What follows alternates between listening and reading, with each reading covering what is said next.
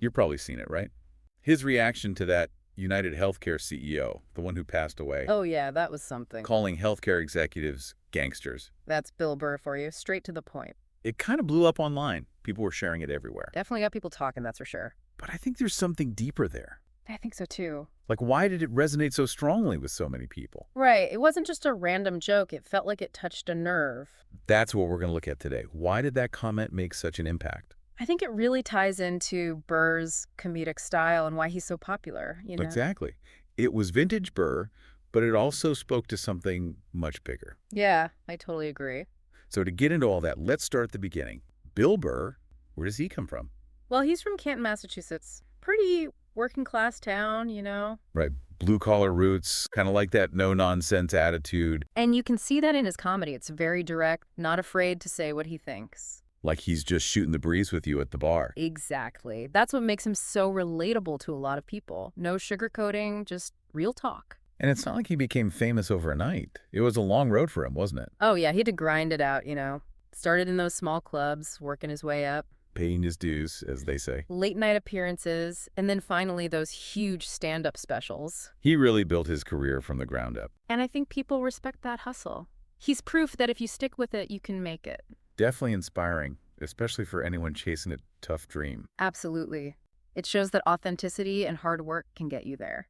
And once he made it, he didn't shy away from anything, did he? Not at all. He tackles all these controversial topics, things most comedians wouldn't touch. Headfirst into the taboo, that's Bill Burr. He's got this mix of humor and brutal honesty. It's kind of his signature. Like he's not afraid to make people uncomfortable. Yeah, but it's that shared discomfort that draws people in.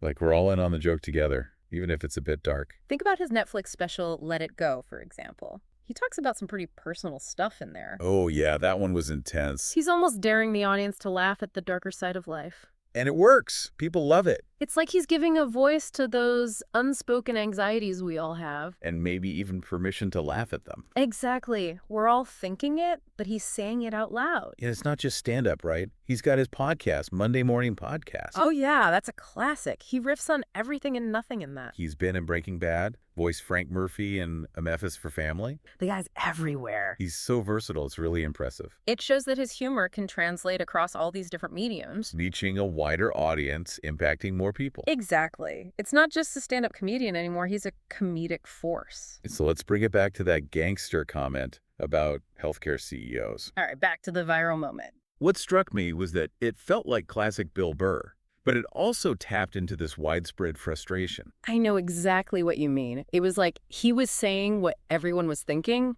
but no one was saying out loud. People are fed up with the healthcare system, you know? And the cost of healthcare, it's outrageous for a lot of people. It's become a huge burden for so many families. It really is. And Burr just cuts through all that with that one word. Gangsters. That's the genius of it. He takes these complex issues, things that feel overwhelming, and makes them approachable through humor. It's like he's distilling down all that anger and frustration into this punchy statement. And suddenly, it's not this huge, complex problem anymore. It's something we can talk about. He starts a conversation, makes it feel less daunting. Some people might say that using humor to address serious issues trivializes them. That's a fair point. Some people might think he's making light of a serious situation. But I think he does it in a way that actually encourages people to think critically. I agree. He's not offering easy answers. He's posing questions. He's provoking reactions, making people think about the issue. Making space for these conversations to happen, even if they're uncomfortable. Right, he's not lecturing or preaching. It's more like he's inviting you to join the conversation. Saying, hey, this is messed up, right?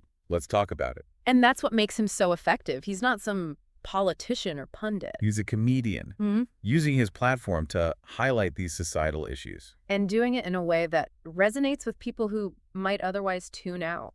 So what would you say are the core elements of this Bill Burr philosophy? That's a good question. What makes him so unique, so impactful? I think it's that blend of humor, vulnerability, and that brutal honesty we talked about. That rawness, that realness, it's magnetic. He can be self-deprecating 1 minute, then totally opinionated the next. It's all delivered with this raw energy. It pulls you in. You never know what he's going to say next, but you know it's going to be interesting. And it's fascinating how he can talk about these big social issues. Like healthcare, politics, social injustice, you name it. But he grounds them in everyday experiences, things we can all relate to. relationships, fame, the absurdity of life. Exactly. It's like he's saying, look, I'm just a regular guy trying to figure things out. And the stuff is crazy, right? That resonates with people because we're all trying to figure things out too. It makes him seem like one of us, even though he's this famous comedian.